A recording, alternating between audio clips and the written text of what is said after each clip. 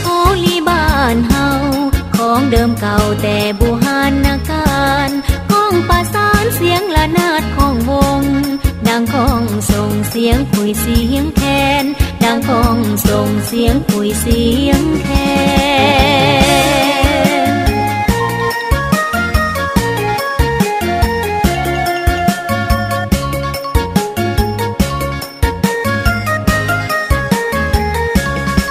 ป้อนเล่าแผนแสนนิ่มนวลงามตา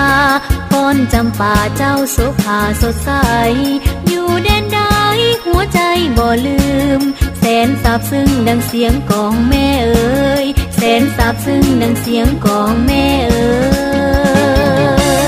ย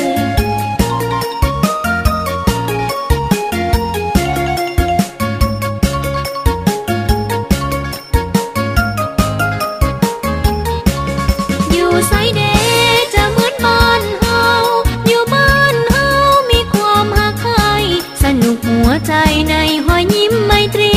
เมตตาอาลีน้องพี่ลาวเอ้ยเมตตาอาลีน้องพี่ลาวเอ้ย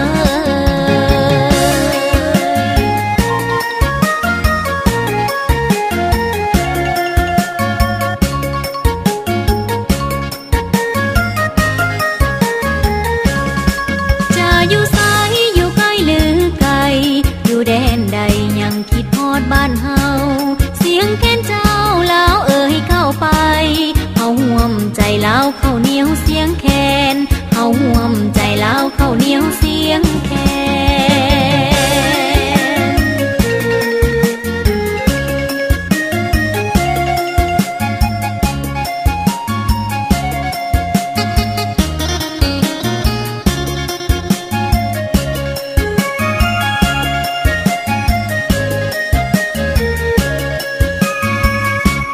ป้อนเล่าแผนแสนนิ่มนวลงามตาป้อนจำป่าเจ้าโสภาสดใสอยู่แดนใดหัวใจบ่ลืมแสนซาบซึ้งดังเสียงกองแม่เอ๋ยแสนซาบซึ้งดังเสียงกองแม่เอ๋ยอยู่ไสเดจะเหมือนบ้านเฮาอยู่บ้านเฮามีความหักใคร่สนุกหัวใจในหอยยิ้มไมตรีเมตตาอาลีน้องพี่ลาวเอ้ยเมตตาอาลีน้องพี่ลาวเอ้ย